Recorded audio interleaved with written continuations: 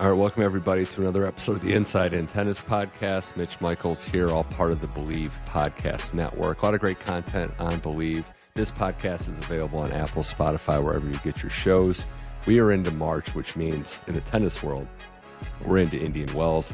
Got a great guest on this week's show. Been a year since we chatted. A VSIN host in Las Vegas. He's been a radio and TV top flight personality for over 3 decades now, still going. Hosts the numbers game from 10 to 12 on VSIN Eastern Time weekly for that network. And more importantly than that, on this show, he loves tennis. So Gill Alexander, welcome back to the program. Good to catch up with you. Mitch, thank you for having me. Top flight radio person. Wow. Top flight. Thank you for that intro. Got to switch up some adjectives too. You know how it is. Like, we can't use the same words to describe everybody. Yeah. But, no, it's a blast. We chatted with you last time. And I just want to point out, too, while we're starting, this is a video podcast, too. You can catch out the video episodes as well. You know, I have a home set up now, and we like to mix up the background. I have a bunch of different books, but I kept that one for you today, The Outsider, the Jimmy Connors one, based on our previous convo. So, oh yeah, it's a thought that counts. Have we talked about this? Have you read Agassi's autobiography? Oh yeah, fantastic. It's in the rotation. It's fantastic. Yeah. Yeah, we'll say, I mean, that's just like a little aside as we start here, but the tennis books, there's been a bunch of good ones. It's, you know, and I'm like you, like a fan of a lot of different sports, but that individual perspective and just how they're really, I feel like there are a lot, it's changed now, but there's a lot of buttoned up tennis players, but when, in that era especially, it all comes out at the end when they can finally look back and just release it all, like Agassi being the gold standard, of course. You know, I had a conversation about this, not to like hijack the whole conversation right from the beginning, Mitch, but I actually had a conversation with somebody about this. Tennis hardos, as we like to call ourselves, as we're sitting there waiting with bated breath for the Indian Wells draw to come out. We're like, you know, imagine how excited we are and how the casual American sports fan isn't on board with this, but like globally they get it, right? Tennis is such a global game. And we just started getting down to, like, what is it? What is it about the American casual sports fan where tennis isn't front and center like it is in other countries? And we came down to something you just mentioned right there, which might be I don't know what turn of phrase you just used, but it has to do with maybe the colorful personalities of the past versus buttoned up, I believe is what you said, buttoned up guys from today. And that we don't have a world number one, right? That's the other thing. We're front runners. Yeah, it's exactly. It's tough. You know, we have all these, and depth-wise, we can get into this in a bit, but it's Italy on the men's side and the U.S. Like, there's no other countries that compare, but Italy has the guy that's won all the slams or won a bunch of slams, so it changes how we look at things. Well, you know, and we talk about there's a lot of real estate for sports to compete with. We've heard pro players, past and present, say it's tough to fight for attention. In your schedule and what you do, focusing on the betting side of things, would this month be considered peak? Are we getting past it with the Super Bowl? Because we got March Madness and the Masters coming up. But where does early March fit in on your busyness schedule? From a tennis perspective or from a general sports perspective? Just general, as we're fitting in Indian Wells too. Oh, what are these peak months? It's pretty big. I mean, March Madness never disappoints. Let's be honest. Like, and it doesn't even matter if, you know, if you get to men of a certain age like myself, we're like, when I was a kid, Jordan was playing for North Carolina and Ewing was playing for Georgetown. It doesn't even matter if the level of competition isn't as high as then, or the level of talent, I should say, as long as it's competitive, right? It's just the most amazing event in the world. So even the Super Bowl to some degree doesn't compare with it. And then, yes, to your point, what I try to do is I try to stuff Indian Wells, you know, down their throats also. I'm so tennis, you know, I'm such a tennis evangelist when it comes to betting tennis, when it comes to the sport of tennis, that I absolutely, you know, I do podcasts on the subject where I can really do deep dives. On the radio side, I just have to kind of be clever about it, right? And work it around March Madness. Yeah, and you hit on something too, Super Bowl versus March Madness, and even tennis, it's quantity versus quality. With tennis, there's just so much quantity, similar to March Madness. I try to tell people that too, whether it's betting or just watching, especially when these tournaments start. So you have a 128-person draw. That's so many matches. So you'll find something, you'll find a player. It's also, you know, reason why you should be attending these events when you get the chance. But, and I did, Gil, see the clip on Numbers Game where you were explaining how unique certain things. I think it was your anti-parlay take, but you did mention how tennis in there, and I pick up on things like that where tennis is unique. Like there is, and that's kind of the thing too with betting is tennis is a unique bird. Yeah, I don't know how deep in the weeds you want to get on the betting stuff, but tennis betting is my thing, and I know the tennis establishment, for lack of a better term, doesn't love that. We still feel like we're kind of on the outside looking in, and we're like, we're as big tennis fans as you guys are. It's not as nefarious as you think. But yeah, I will parlay tennis matches. I do my head tennis handicapping based on data, based on raw data of serve percentage wins and return percentage winning points and break points and a lot of other things. But there does come a time where, we know in early rounds there is a big disparity of opponent versus opponent. And so oftentimes those are used to sort of enhance a payout or two. It is the only sport, Mitch, where I will use parlays. Yeah, and I would say, too, we're going to get into the data and how things are broken down. It's so unique in the sense you've got different surfaces, you've got different matchup head-to-head. You have the individual aspect, but also it's played on 3, sometimes more, depending on if you ask the players different types of surfaces. But this tournament in Indian Wells, it's become unquestionable. I don't know when the questions went away. It's definitely gone now, but Gill, this is unquestionably number 5 in the pecking order of things. You have your slams, which obviously means so much, but the proof is in the pudding. The players love it. They buy in. Everybody's here. This time of the year is a unique one, but this is the 5th biggest tournament in the world. It is. And, I was talking about it on the radio side this morning. I've been talking about it all week. And this morning I touched on for those who don't know, you've been to this tournament, you're saying pretty much every year except for the post-pandemic year of 2021, I guess. But there's an actual field, a grass field in the middle of the tennis garden where and someone likened it today as an international tennis players petting zoo, right? Yeah. Like it's just like you're up in close and personal with the players. It doesn't get any more intimate than that. It is the greatest venue there is in tennis. It's great. The players like to be taken care of. There's so many great practice courts. There's so many good facilities around, and you get usually some good weather, although I will say for anyone going for the first time, I found out the hard way too. The cold desert at night from the warm desert in the morning, it'll get you. So bring a jacket and maybe run out to the car. That's right. We look at this season too, and we're going to get right into the draw in a second. But do you think it's been higher variance than normal? Having studied and found that, discovered the tennis season. I know we're a couple months in, but some of the top players maybe not winning we're never going to have the big 3 clip again. I think that's safe to say. But the upsets that we've seen, do you think this is higher variance than normal to start a season? It's a great question, Mitch, and a little bit. Yeah, a little bit. I don't think there's any shock that Mirra Andreeva won her first 1,000. I don't think that's completely outrageous to anybody. I don't know that Amanda Anisimova was that huge of a shock because, obviously she's had a bit of a resurgence in her career leading up to this. But on the top side, I would say the top level of players on the ladies' side, on the WTA tour, all seem to have taken either, a quarter step back or in some cases a full step back. So, specifically, Iga's got a newer coach, right? Iga is probably still adjusting to the coach. Iga still has the best raw numbers in all of the ladies, all in the WTA tour.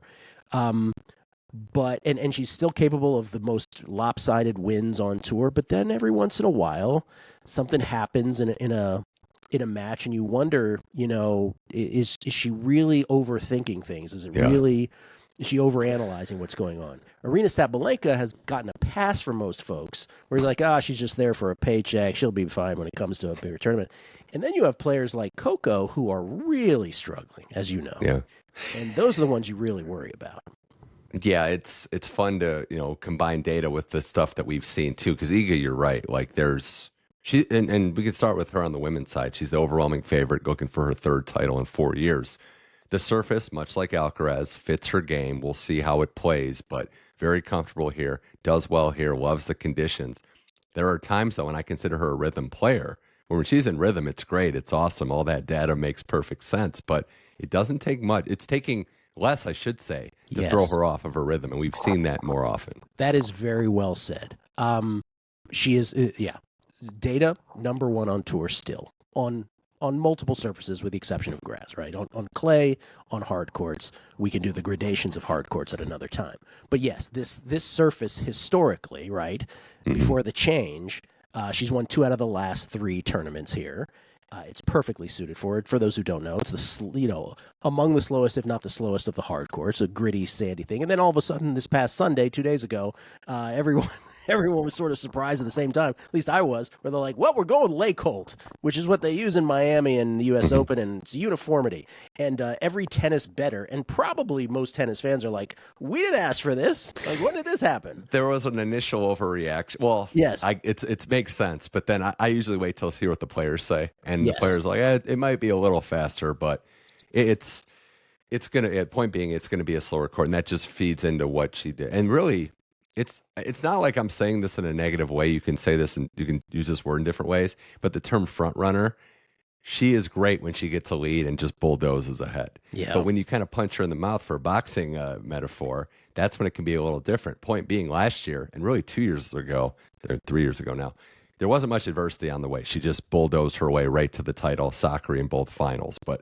as I looked at her draw, I thought, okay, there's dream draws, there's what you think. I mean, this is pretty good, what I would consider a good draw for Iga. It's pretty good. It's not the easiest. I mean, Mahova's in there, right, in her quarter. I don't know what's going on with Badosa's back. Obviously, she's a past winner, so I don't even know if she's going to be able to go in this tournament, quite frankly. Also in her, I guess Zhang Xinwen is in there. Noskova, who's given her lots of trouble.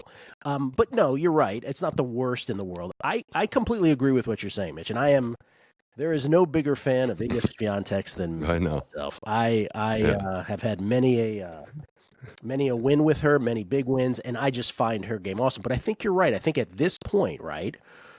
Look, she's still 23 years old. She doesn't turn 24 till May. If you look at the tournaments, she's won 22 tournaments. She's won 5 slams, 4 on clay, obviously in Paris. She's won 6 hard court 1000. So people who say, that drives me the most crazy when people say, "Oh, she's a one surface player." No, she's not. Right? No, she's not at all. She is an all court player. But you're right. There does seem to be this thing, and I'll even take it one step further. It's not even her getting punched in the mouth. Sometimes it comes from places you don't expect. I'm not gonna remember the tournament, and I'm not gonna remember the opponent. But maybe you can help me out with this. There was a double bounce. Do you remember this? She got the better of. Was that Emma Navarro? Maybe. Where she won pretty handily, but it was a double bounce. She won very handily. By the way, that might have been her most impressive result of the year, given what we've seen from Navarro since. Yeah. She won that match handily, but it was towards the end of that match. And I don't know if it affected her moving forward, almost like and maybe I'm just projecting, but I'm like, does she feel guilty about a point that it's carried over? I don't know, but that's how fragile it seems to be with her. And I just wish, right? Because, look, if she wins France, if she wins in Paris, if she wins the French Open, that'll be 6. And you know how many Serena had at that age? 7. So, she'll be on Chrissy Everett's heels already for the most female Roland Garros titles. Yeah. It's fair to wonder. I mean, for all these top players, right, they're trying to find momentum. You could say for Sabalenka, who comes in a close number 2, not quite off Iga's number to win the whole tournament. But for the first time in 3 years, Gill, she's chasing momentum at this time. She doesn't have that AO in the bank. She had some tough losses. I know the Middle East is an interesting one, and, there were some good performances to beat her.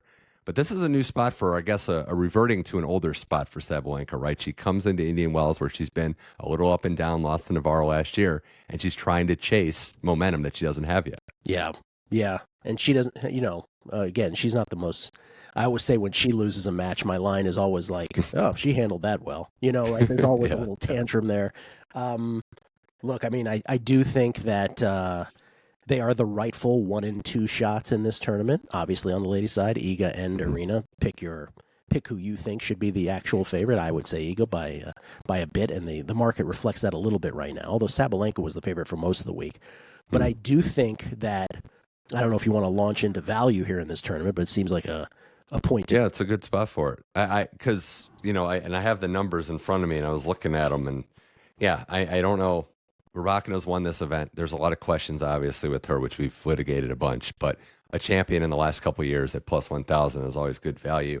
I have a feeling I know who you're going to say, but is there someone that stands out in terms of maybe not value, but somebody outside of the proven, clear tour winners that you kind of look to maybe back this tournament? Well, I didn't bet anyone in the outrights besides Iga, but we are able to bet quarters. Okay. And certain sports books allow you to bet quarters. MGM, DraftKings, chief among them. Q2. So Sabalenka's quarter is Q1. I think she got a really cake quarter. I think she's going to be fine. Iga's, we just sort of outlined, is Q4. I took Iga to win her quarter at plus 140, which was a straight number here at Stations. Right. I think the real value is in the middle. Okay. I think in Q2, the sneaky sort of play to me is Belinda Bencic. You can get her as long as 10-1. It was more consensus 6-1 on Bencic to win quarter number 2. That is a quarter. That is Coco Gauff's quarter. Given the fact that Coco is certainly figuring things out, I'll say that nicely. Yeah. It is a stacked quarter, right? Maddie Keys, who's never done well on this court, this tournament, historically, it's not really fast enough for her liking coming off her Australian Open win. I think she got to one quarterfinal here. Emma Navarro's in there. Amanda Nisimova's in there. Emma Raducanu, Sakkari. We can go on and on. Sakkari, who was a finalist here as well. But I just think Bencic, in terms of just, it's a small sample size, obviously, because she hasn't played as much as the rest of the tour has over the last year. But in her small sample size, her numbers are spectacular. And I think that's great value. Yeah. Yeah, no, she came back, did it the right way, I thought, too. Has a child, plays much smaller events to prepare for Aussie, and does pretty well there leading up to it. I think she's methodically going about this. You could talk me into like 4 or 5 players in that section as I was looking at it. Like, yeah, I could see that happening, which is why I think you find the best value and you make your move. Yeah. Coco could figure it out. She is, as you say, going through it. We've seen her do this. And Emma Navarro, that tournament last week, I know it wasn't the stiffest competition in the final, but sometimes you just have to win, right? Like her and Jessica Pegula, like you just need to get a win and know what it feels like to celebrate. I'm just more struck by, this is Madison Keys, like return to office, return to work, like it's been forever. And what's it going to look like? This could go, to me, Gill, both ways. Keys could come out a little rusty, obviously. We've seen that before, hasn't played, not really ready, still basking in that glow. Or the pressure of chasing that slam her whole career could end up going away and she could play freer. So I'm on a fascination side, that's the one that I'm looking forward to the most. It's an interesting take. Yeah, I mean, had she had a better historical record here, I think I would agree with you. I don't know if she just suddenly turns it on, because the word, getting back to the surface, the word from Qualies was it's actually kind of slow still. Right, like maybe the ball bounces incrementally lower than it has been. Maybe, I guess they were searching for stuff. So I don't know. We'll see about Maddie Keys. But you're right. I mean, also, what does she have to lose now? Right, like the career. That was one of the best runs. Right, if you look at who she beat, it was one of the best runs we've seen to win any slam, let alone your first. Iga had a match point. Iga had a match point on her serve, and Keys just sent it right back to her. Yes. I thought the name you were going to say, though, was Mirra Andreeva. We kind of hinted at her a little bit, and I don't know if that number is a little too high. We've seen this before, right? The hype was on this player. She's been backing it up and winning Dubai and getting that 1,000-level title was kind of a warning shot to the field. But you think it's kind of outpaced her? Do you think the number 1,200 I'm seeing is fair? What are your thoughts on Mirra Andreeva to do well here or not, maybe? Oh, I think let's take her macro before we talk about this tournament. I mean, macro, right? She's top 20 now, or excuse me, top 10 already. Is she? Yeah, top 10. Yeah. I wouldn't be surprised if she's top 5 by the end of the year and maybe a future world number 1, right? I think we all feel this way about her. She's in Q3, though. She is not the player I bet on in Q3, because I did make Q3 bets. But to your point about this tournament, I don't think the draw did her any favors, because she's in Rybakina's quarter, but also in that quarter, Jessie Pegula and Naomi Osaka, not to mention Ostapenko and others. But my bets were not on Andreeva.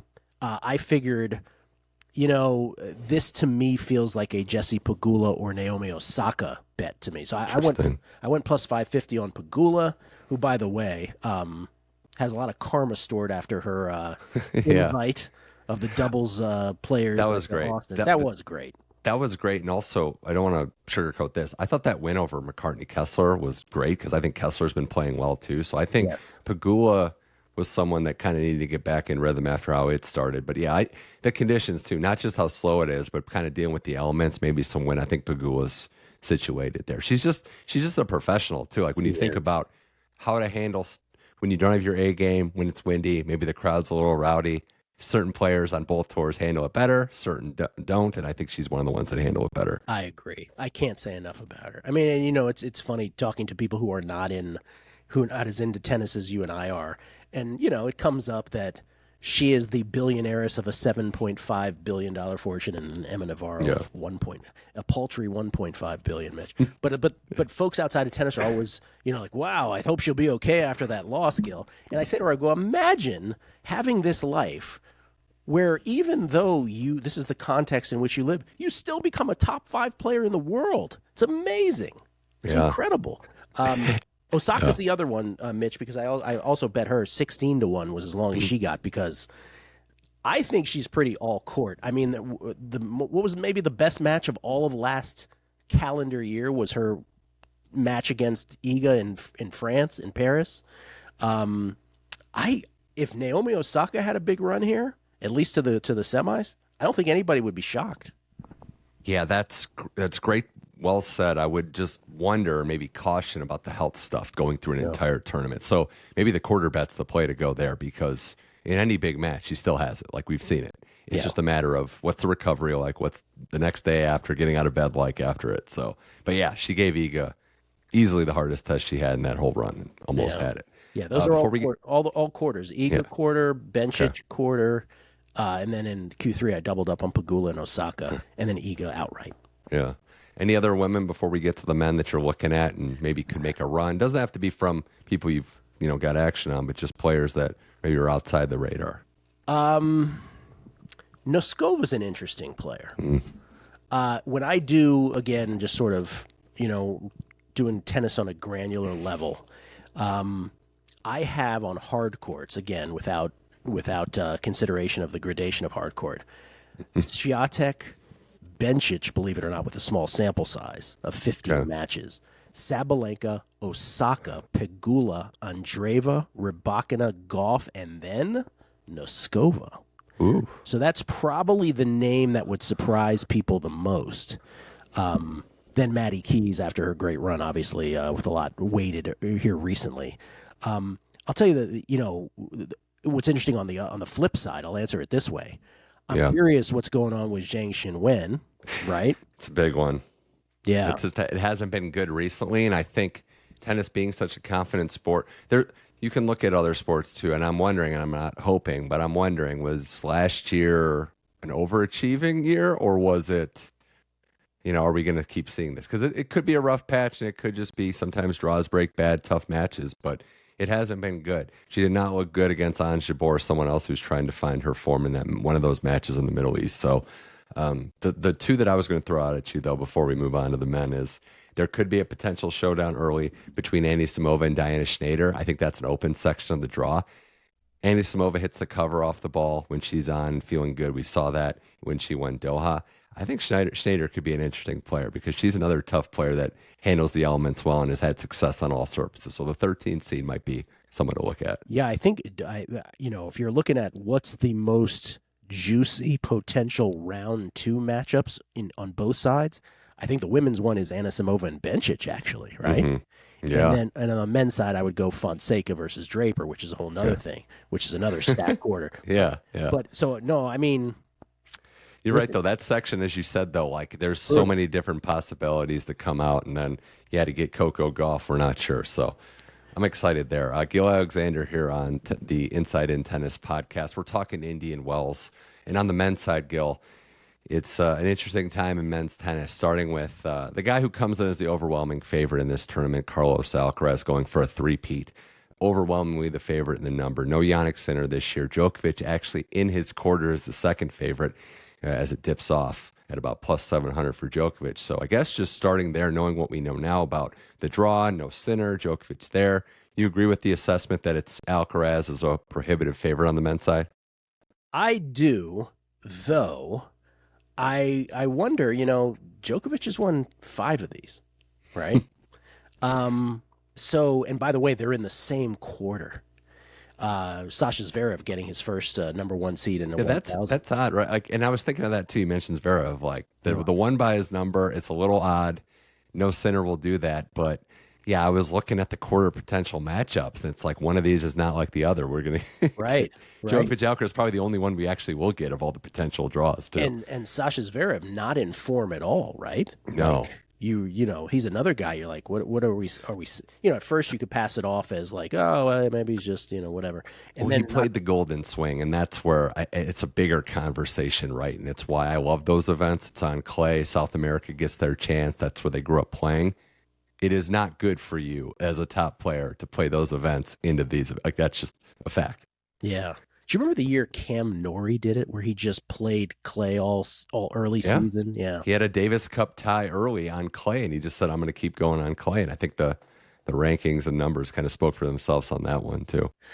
You play a lot of matches when you do that early on in the season, for sure. I getting back to the draw, so Zverev is in Q1.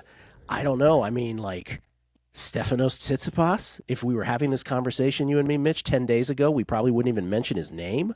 Now he comes off what looked to be a great run last week in the Middle East. I had Auger Aliassime in the final, and any time Auger Aliassime like even suggested that he was going to come back in that match, Tsitsipas had all the answers, as they say. So maybe, I don't have a bet on this, but I do know a couple folks who love Tsitsipas in Q1. But, right, so there's that. Q2 is a really sort of open one because it's, of all things, Casper Ruud's quarter. I know. Medvedev is in there. Medvedev, who famously has complained about this surface in the past. Lehechka's a sneaky play there. Tommy Paul, Mickelson, a couple Americans. Artur Fils. There's so many Americans that aren't not Americans. There's so many men's tennis players that are trying to find their form. Like, that's why I was looking at this. And who do you give the benefit of the doubt to? Alcaraz, who's won this a bunch of times, and Novak Djokovic. But the other guys you're mentioning, if it's Tsitsipas and it's how he played, just on the most recent memory test, then yeah, I'm right with you. Like, he might rely on confidence and this is a bold statement, but there might not be a player in men's tennis that relies on confidence and positivity more than him. When it's up, it's up. When it's down, it's down. That racket change certainly helped. But yeah, from 10 days ago to now, he was much smarter, more efficient, played percentage tennis, served out well every time he had the finish line in sight. Yeah, I think given his success for, again, being a clay court player, the elements, it's a trendy pick for a reason, and I'm with it. Yeah, they did no favors for João Fonseca, who's, we talked about Andreeva moments ago. I think João Fonseca is the men's tour equivalent. That's no surprise to most probably who listen to your show here. But he's got Draper potentially in the second round. He's in the massive Q3 of Rublev and Fritz and Auger Aliassime and Draper, Shelton, Khachanov. I don't know.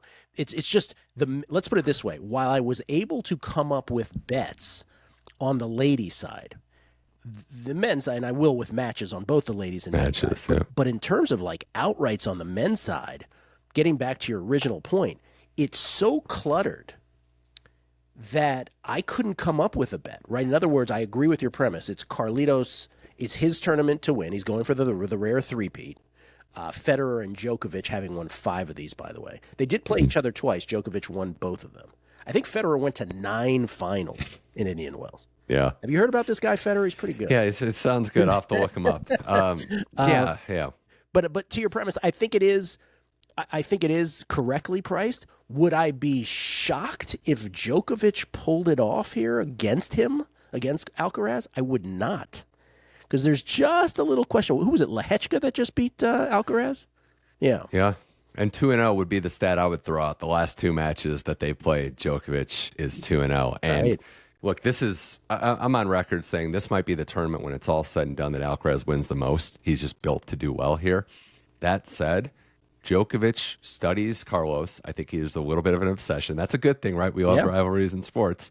I want to see adjustments from Carlos. I know we're talking about the best of the best, right? But he said in a post-match press conference, was kind of shocked by the level. I didn't really go back and look at it. He kind of let that slip, like I didn't look at the Olympic match. Well, Djokovic did, even though he won it. So, and Murray's going to help him prep there too. So I would be somewhat shocked just given how comfortable and dominant Alcaraz has been on the surface. And also Djokovic, I don't know what his health meter would be at. I know he's recovers faster than anyone. He didn't look great in the Middle East. I know he's got bigger things on the agenda, but this hasn't been recently a tournament that he's done very well at. So he's done well. He had the dominant run, but if you look at the last couple of times he's been here, been allowed to play here, he's got some pretty weird upset losses, including Nardi last year. Luca Nardi as a lucky loser, right? Yeah. Luca Nardi, yeah. I have Nardi tonight, by the way, against Nori. There you go. In a battle of strange Indian Wells historical guys. As a dog, by the way. Nardi is a pretty significant dog. But I'll throw it to you about Djokovic because I'm always fascinated about this. When 38 in May, I believe he'll be 38. Yep. So we're getting there. Like this is, felt like a minute ago when we were having these conversations where we're like, oh, well, Roger and Rafa are late 30s and, Djokovic has got a few years left. Well, now we're there with him. Mm-hmm. I'm curious as he pursues the 20, what is he at, 24 now? Or 20, yes, he is. 24. So as he pursues the Margaret Court beating 25th, do you think it happens? I would lean no, but it's tough to say because I do think that he is I wouldn't even say third, but like there's only two guys that have put themselves in a different stratosphere. You can say that there's a couple other players that right now in any given match, you could flip a coin and Djokovic is in the group. So it's not like he's slipped that much, but there's a reason why that list of men's best of five, there's a reason why the list of who can win a Grand Slam, who actually does it, is a short one because it takes so much out of you that I think that oddly enough, and I can't believe I'm saying this, I actually think Clay might be his best chance to go get one at this as it stands right now, given how Sinner has just become a master on the hard courts and Alcaraz at Wimbledon. I mean, Alcaraz at Wimbledon has become the guy, so not as many players there. What was Djokovic's comment? Well, I didn't think that I would have to deal with you on this surface or something to that. Yeah. I think this tournament, specifically getting back to it's weird as well because you have the finalists last 2 years, Daniil Medvedev. Like we talk about not being in form, it has not gone well. And I know you have numbers and analysis to break it down. The serve has just tailed off completely, and Medvedev has a lot going for him. He's unorthodox in a lot of ways, but there's a great parallel to when the serve is on, he goes, and he has not been serving well to start this season. He has not, yet somehow this guy's numbers hold up when you combine serve and return and you put them together. For me, I'll do the same thing I did with the women's. Alcaraz, no surprise, number 1. Djokovic, number 2. Sasha Zverev, number 3. There's not as much polluting not polluting, but like sort of infiltrating the top as would be on the ladies' side. Taylor Fritz 4, Medvedev 5. So, Fritz, though, I wanted to ask you about Fritz because he's won this tournament before. Again, it's like he's looked good when he's played. There's been some head-scratching losses, some tie breaks that didn't go his way. I could see him flipping the script, having a great tournament here, California kid doing well. But, he's another one that we'd expected just a little bit better to start the year. Monfils at AO, Shapovalov in Dallas. It just hasn't quite been there for him. Good for Shapovalov, by the way. Yeah. For having a good start to the year. The Fritz thing, you mentioned the magic word there, California. Mm-hmm. We don't usually think of, when we talk about baseball, when we handicap baseball, there's something, we focus on home road splits. Pitchers sometimes pitch based on ballpark factor. They pitch better either away from home or at home, given the parameters of the ballpark and the conditions based on how they pitch. Do they induce ground balls? Do they induce fly balls? That kind of thing. We don't usually do that when we talk to tennis. Like you say, it's about surface. Are you good on grass? Are you good on clay? Are you good on a slower hard court, a faster hard court? Something about a couple Americans, Taylor Fritz and Frances Tiafoe, where they just seem to be, Tiafoe is like, is it American soil or isn't it? Right? Yeah. Fritz is it California or isn't it? And so I agree with you, Mitch. I'm sort of like, if he turned around, by the way, that morning where we thought Fritz wasn't going to be able to go with an injury, and then it turns out Rafa had the injury. That was an amazing Indian Wells dramatic sort of turn of events.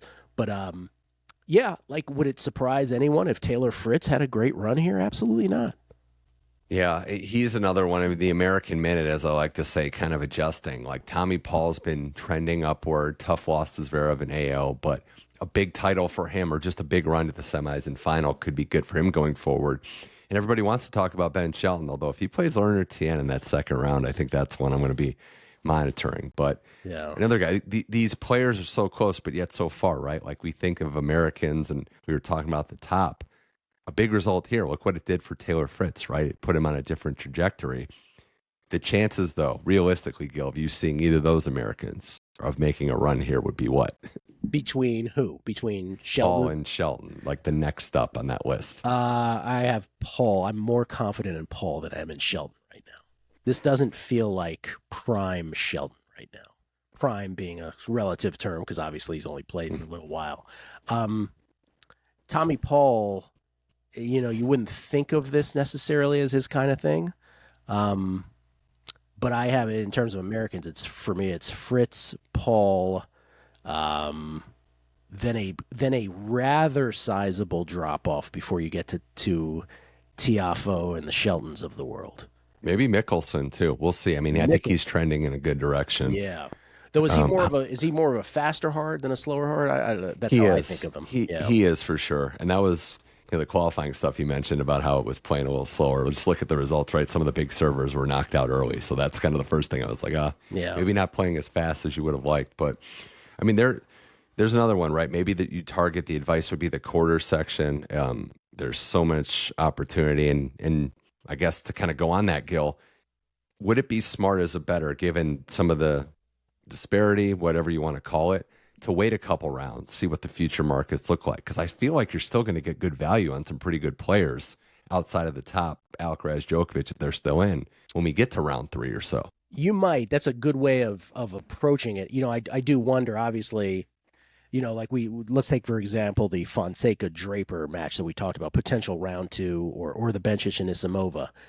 You're not going to get, if the bookmakers are doing their job correctly, right? That's the caveat. If the bookmakers are doing their jobs correctly, you will not get nearly as good of a price post that match on the winner as you would pre that match, right? Because if they're smart, they know that that's a big fulcrum match for those players. For those two, yeah. On the other hand, there's, again, this is sort of more of a betting in the weeds thing. There's a futures market, and then there's something called a money line rollover parlay, right? Which, you take a player like Bencic or whomever that player is, and you just bet them every single match, and you bet your winnings on top of winnings on top of winnings. That's the most lucrative way in this particular case when it's that jammed up with players. Well, I wanted to mention a few other players just to kind of get your thoughts and where we go. Tsitsipas being trendy, but Berrettini could be a match he faces early, and Mateo's played a lot better. That was one of Tsitsipas's toughest matches in Dubai, was that Berrettini match. He did beat Felix in the final. The numbers say that Felix has been a top 10 guy this year. Like, he's been playing at a high clip, so I could see Felix going on a nice little run here as well. Other players to look at, and I have to bring him up because it's been so frustrating if you support him. But what is going on with Holger Rune? I only think he knows right now. You tell me. I mean, do you remember that there was I don't know if it was rolling into January last year. Maybe it was the year before, or it could have been last year. They all run together now. Where we're like, okay, Rune is one of the two guys, right? Yeah. That are going to rise to the top and sort of crack that upper tier. And yeah, he's not the player right now that we thought he might become. I have Auger-Aliassime, just to give you sort of my numbers ranking here. I have him on hard courts as 10th right now in terms of I do a 12-month and a 6-month. I also threw in a 3-month here. 3-month, he's actually really high, obviously.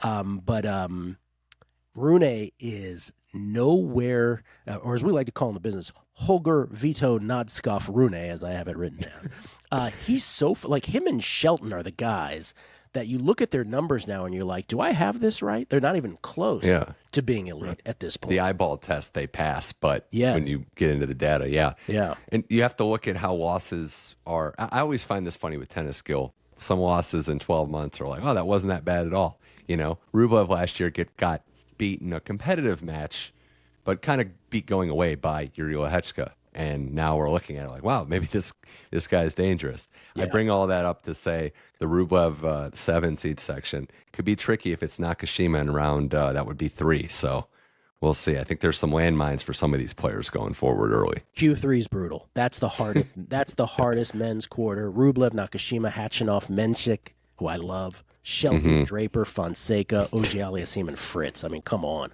I'm laughing because Khachanov kind of finds his way through some of these like tricky areas. Like he'll get to a quarter or a semi, find his way. I will tell you, I used to say this in baseball. You may find this amusing or not, but I in baseball, which I used to handicap more than any other sport, say 10 years ago, I used to say my kryptonite was a pitcher by the name of Irvin Santana. Irvin Santana, who most famously probably played for the Twins. If I backed him, he was the worst pitcher on earth. If I faded him, he was like Cy Young, right? There's a guy that just completely Khachanov is that guy for me on the tennis tour. I can never get him right. No, I think this is going to be a great, fun tournament because we know the upsets are going to come abound. We know draws are going to open. And if we get another edition of Djokovic Alcaraz, I still think this is as much frustrating as it might be for Djokovic to say, oh, I'm in the Alcaraz quarter.